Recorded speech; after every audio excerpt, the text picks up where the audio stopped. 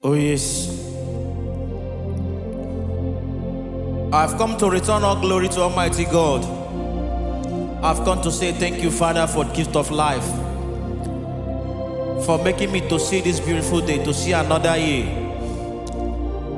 It's not easy. I appreciate you, Heavenly Father. Makana obolo mmadụ na-enye ndụ toski nwoti ibe ama ndezi ndụ tata mana ọ bụ Chineke bụ onye na-enye ndụ. Thank you, Jehovah. Ibuchimo, Ibuchim, Ibuchia nyanja ụzọ, agada gbachiri ụzọ nwoke obiọma, olileanya nke ndị nsọ.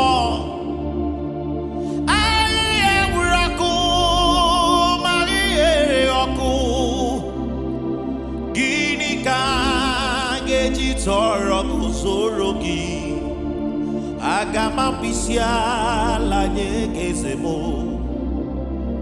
Ibuchi m. For you are Yahweh, you are Yahweh, you are Yahweh.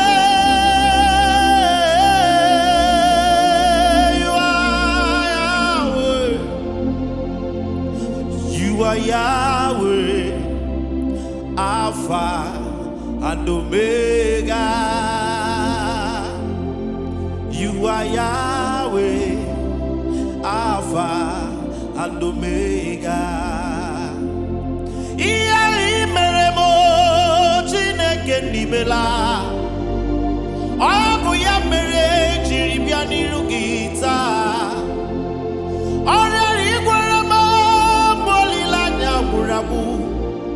You ego go makwa wesi no mundo.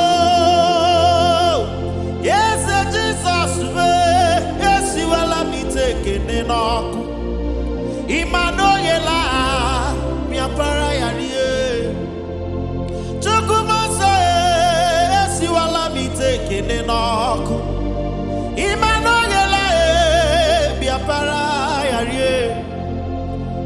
Omu kweremonu nagi kurugwam obinigwe Chineke n'imela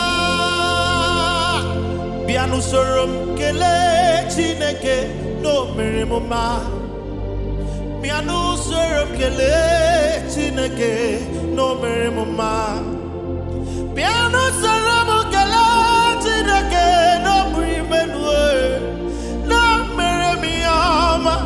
no mere mi homa no buya chetaramo no buya nagozimo no lindu tata no buchuku nemeya nenunume nezenunume nezenebubechuku nezenebubechuku osiebane popu afifia webunie mo benyenu.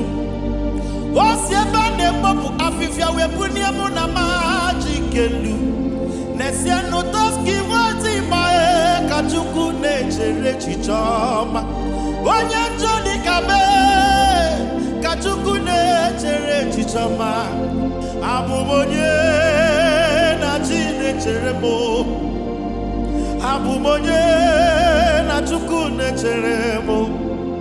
Nesi abumonye Chukwu nechere no nezienu no me Chukwu nechere m maka no mewiye niile kodima wenye mkpụrụ obi mo nkọwara magi narumo ọnụma apụghị kọsịa o mewiye niile kodima nyere ezinụlọ m o mewiye niile kodima ebe m na-eti egwu m Chukwu emewiye niile ọmama o mewiye niile ọmama le o mewiye niile kọmama n'ime ezinụlọ m abụ ya bụ onye na-eme m mma ọ bụ ya bụ onye na-ebuli melu ewezuga gị na ndụ m ewezuga Chukwu na ndụ m ewezuga Chukwu na ndụ m akịkọgbu bịa ebe nyirimo nkawara magi narimo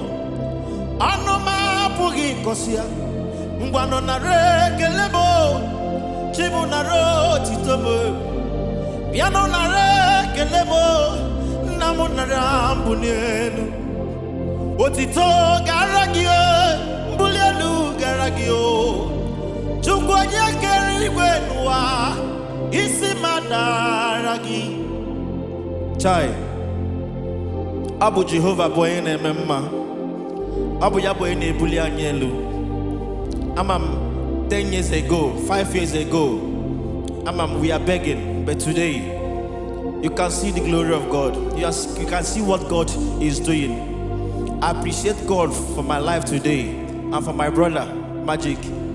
I thank God for my life, for seeing another beautiful year. It's not easy.